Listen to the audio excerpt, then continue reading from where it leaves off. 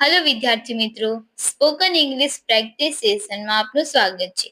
આજે આપણે બીયુટી બટનો ઉપયોગ શીખીશું. ફોર એક્ઝામ્પલ, ફર્સ્ટ, હું નાનું છું, આઈ એમ સ્મોલ, પણ સમજદાર છું, બટ સ્માર્ટ.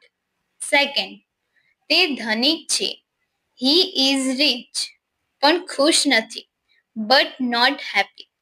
તે સુંદર છે, શી ઇઝ બ્યુટીફુલ, પણ થોડી આળસુ છે, બટ અ લિટલ લેઝી.